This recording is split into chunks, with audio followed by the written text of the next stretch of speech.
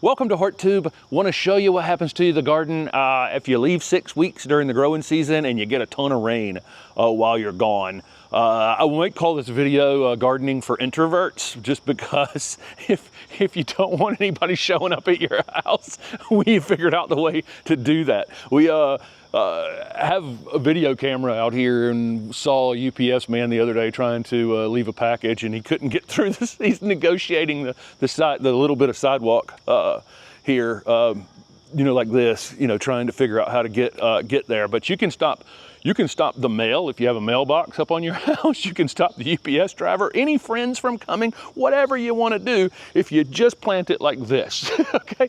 So all jokes aside, this is a quick cleanup project to cut back some of these annuals. Everything that's in the paths, in the way, all have are all things that are going to go to sleep as soon as we get a frost anyway. We just weren't here for one additional pruning that we would have done maybe 3-4 weeks ago.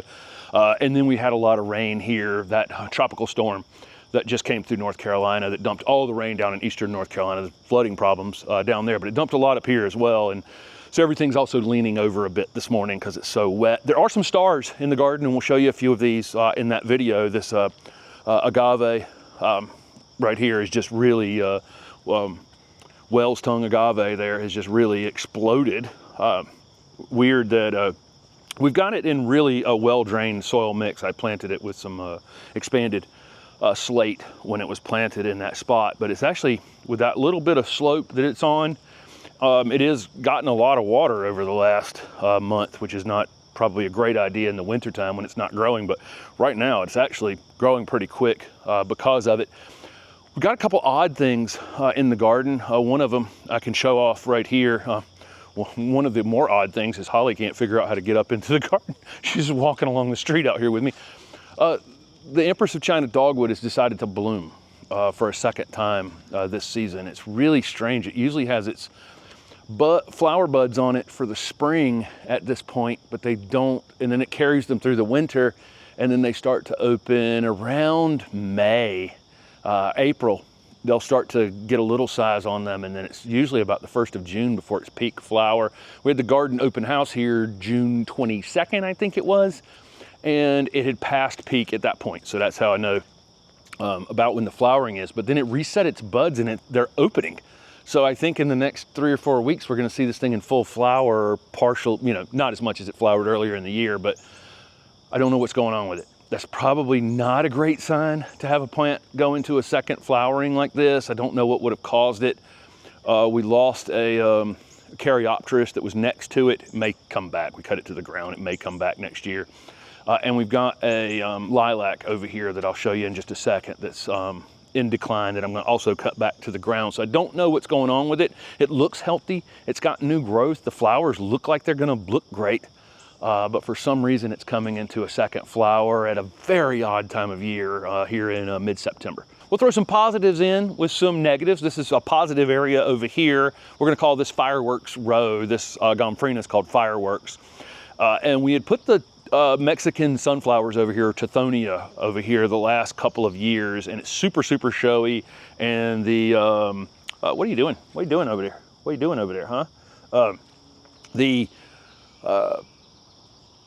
goldfinches really, really loved that Tithonia, and we had goldfinches on it all the time. We have coneflowers and other things that the goldfinches have plenty of seed out here, but we kind of were thinking maybe we missed out on watching the goldfinches over here on the Tithonia. But this Fireworks gomphrena, we have the other gomphrena in the front garden. It's only this tall, even after the neglect of the last 6 weeks and all the rain and everything. It's still only this tall, and it's still super compact. This one just goes wild and gets super, super tall. Steph had put it back here on the back side of the fence with the idea that it would come up over the fence, and it has, and it's incredibly, incredibly showy. But this is called Fireworks. And then the Solidago over here, this is the Fireworks Solidago that's coming into flower now. There's open flowers on it, but there's lots that still haven't opened on it. Probably another week or two away from this thing really, really showing off. But this, I made a joke up in New York and Canada during all of our travels about, I kept putting up photos of Solidago next to interesting things. Rather than taking a photo of the big building, I made sure there was Solidago in the photo.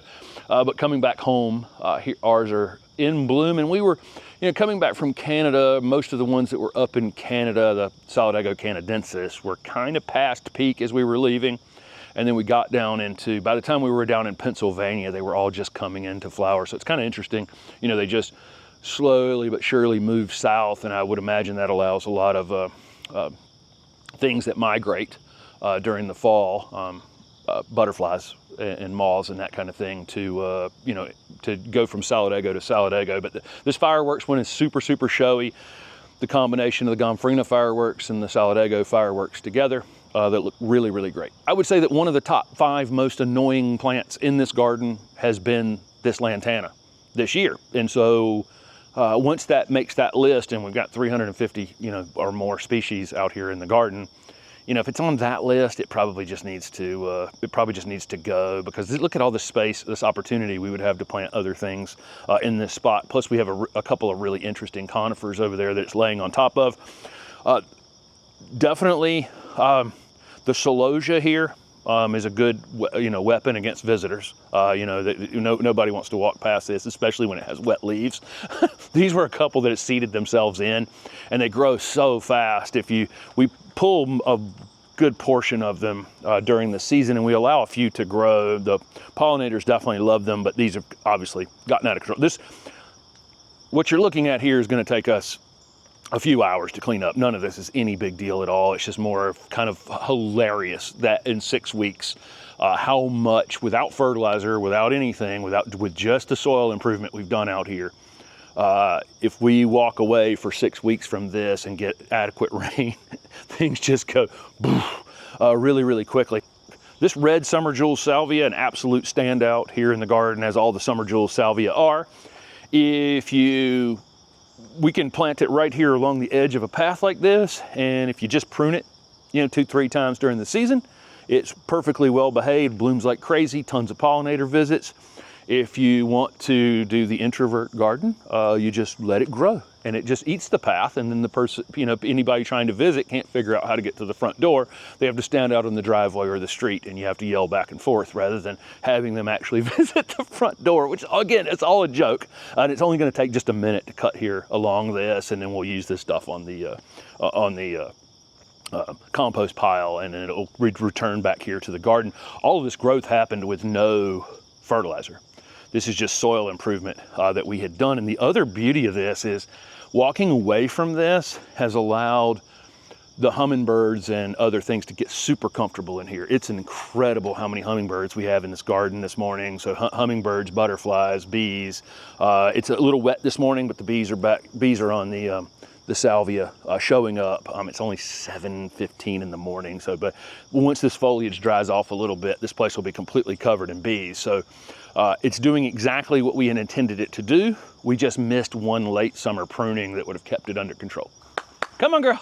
Halle, come here. Come on. Come on. You can do it. You can do it.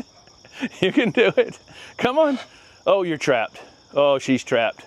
Not even Holly can make it back home from the jungle that we've created out here. Come on. Come on. You can make it. Come on. You can figure it out. Come on.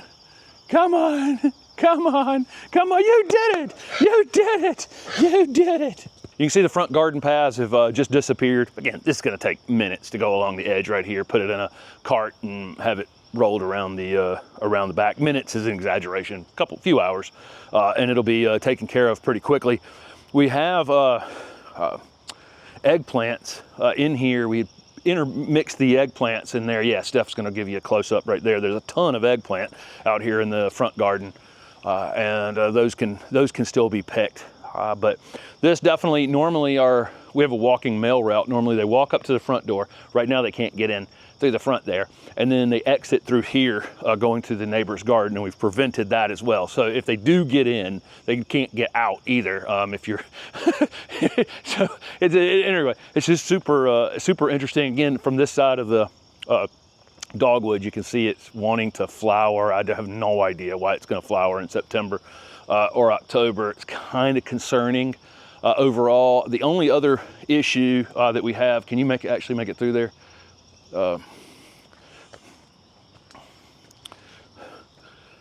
We had some stress earlier in the season.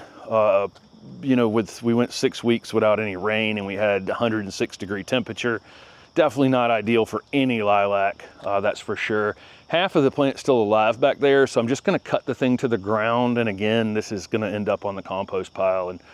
But I did notice right before we left that this side was a little bit off color. So I knew it was either going to sleep early or something was happening with it. It's actually dead. You know, this side of the plant's completely dead. I've scratched you can just go in here on something like this and scratch the bark. And if it's still green underneath, sometimes that just means it defoliated and it's gonna come right back out of that. But I could also see before we left just how much lichen it had on it. This side of the plant's just absolutely covered in lichen, and I had that in a Q&A the other day, and it was, you know, is a lot of lichen on something a sign that something's in trouble? Sometimes it is, sometimes it isn't, but definitely it was kind of surprising that how much was actually on this plant. And so I had noticed that, and I had noticed it slightly off color, but over the last 6 weeks, 2/3 of the plant just completely died back, at least to the ground. So we'll find out. I'm gonna cut it back, give it a little bit of time to see if it recovers. If it doesn't, I give everything one chance. If it doesn't recover in a hurry, this is a big opportunity for us over here. Only problem with this space is the neighbor's maple over here is pretty greedy, and so whatever goes in here is gonna have to be super, super drought tolerant. You can see an opportunistic red bud here, and then there's a mulberry that's right behind it. Overall, we have very few weeds out here. We've reduced the weed pressure in this garden for several years by keeping it mulched, keeping the ground covered all the time, pulling the weeds before they seed themselves. Things like mulberries and red buds, you know, red buds are native. The mulberry is part native, part Chinese. They're likely hybrids that are literally everywhere. And there's one at the end of the road down here. There's a million seed on the ground back there. So they're just all over the place. Plus the birds are moving them around. Typically we'll see the mulberries near the fences because the birds sit on there, and then out comes the seed. And then of course the red bud is a native, but boy, can they produce a lot of seed. And we have one that's dying back here in the process of, it's not dying, but it's definitely, it's not in the prime of its life like it was, years ago. It's for whatever reason, I think, getting to the end, but it's full of seed up there, and it's just, those seed are gonna be in this garden forever. But overall, very few weeds, and that's one of the things about, I'm making a joke about how the perennials and the annuals are kind of eating space out here, and our paths have disappeared and that kind of thing. There's some benefit to that, right? Because, there's denying light and denying opportunity to weeds to be out here. We're coming back home to a little bit of work to clean the paths back up and make the place more welcoming so people could actually visit. But we've also come back home to some things flowering that weren't when we left. This hemiboa, which we had gotten, was a gift when we were down at the Mobile Botanic Garden filming. We've waited a couple years here for it to flower, and here we are in September. 2 years in the ground, and these beautiful, really beautiful flowers on those. There are anemones blooming. This one overall is a little less aggressive than the one we have out by the front garden. So keeping this one, the one out by the road out there, we're probably going to eliminate just because it's running all over the place. And the Chinese snowball viburnum is blooming as well. Again, I think, in the spring, I typically get more full inflorescences, the whole ball, and in the fall, a little less vigorous, but I see on some occasionally that they seem to really come back into fall and do just as well as they do in the spring. But again, these are a little miniaturized, really miniaturized. This one is very miniaturized. There's some up at the top that are bigger than this, and they're passing peak a bit anyway. But in the spring, these are, bigger than softballs and round. In the fall, a little less than that, but still showy. We are right near downtown Raleigh. I mean, it's walkable from the house, but that doesn't stop deer from making it here to the house. They have an opportunity through a couple college campuses and some greenway system to get into the neighborhood here. But typically when we're home with the dogs outside and us outside quite a bit, we just don't have the issue that, you know, if we're just out here so much, I don't think they're involved. But if we leave for any length of time, boy, they become kind of settled into the space, it seems. And so we've had some hosta eaten by the deer, which we've never had our hosta eaten. Normally they eat the red vein sorrel and the regular sorrel, which they've eaten over there as well. Sorrel's at the top of their list, and then I guess when they ran out of sorrel, they went to the hostas and a couple of other things. The rabbits also kind of settled in because there's too much cover out there. And so they're very happy being able to move underplant to underplant. They haven't caused us any real issues. Neither have the deer really. So we're kind of fortunate that way. It's not that bad, but we can see some things that were nibbled here or there.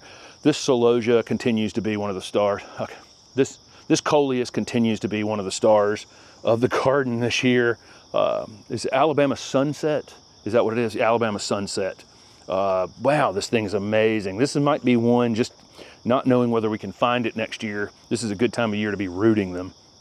And that way they can be kept over winter and replanted in the garden next year, because don't know if we can find it again, but man, that thing is so colorful, and it definitely fits our clown college theme. Maybe we can integrate this one a little more into an annual border out in the front garden, but really great plant. We did miss the peak ginger flowering here, the orangey one we got from Bobby Green, and it just smells so incredible. The other varieties that were in there were from Ram and Tom. I think we missed the entire flowering on those, but that orange one is pretty special. Man, it's so incredibly fragrant.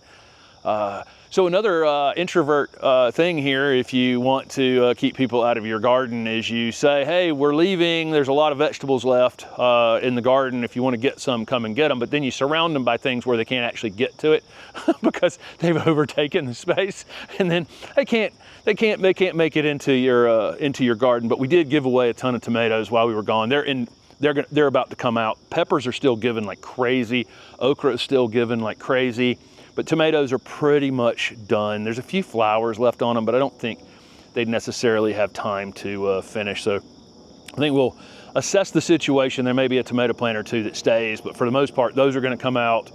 Other herbs over here will get a little control added, but the peppers are gonna keep giving peppers for a while. It looks like okra, same thing. So those will stay in place. But it is just kind of funny to come back home and just go, hey, if you didn't want people in your garden, this is the way you would garden, I guess. But we'll get in here and get it cleaned up. I'll probably put up some sort of maintenance video in the next few days. I actually have a major issue with the Vitex. It's leaning over toward the house. I think the combination of rain, wet feet, wind, it being so heavy on the top, it's pulled it over just a bit. So I think I'm gonna have to cut it back some and pull it up and rescue it. So I'll show that in some sort of video upcoming, and maybe cleaning up some of these paths in general and just getting some control added to it and just showing it's just not that, you come back to it and go, oh, this is gonna take so much work. It's really not gonna take that much to get it back under control. And I'm glad we had these things in place, because they're preventing what would be much worse maintenance in weeds and other things from growing in this space while we were gone. And the pollinators have had a great opportunity to enjoy the garden while we were gone as well. So thank you guys so much for following along with the channel. We're back in Raleigh, and the garden overall looks pretty good, except you can't actually come completely inside of it right now. But we'll fix that in the next few days. Thanks for watching.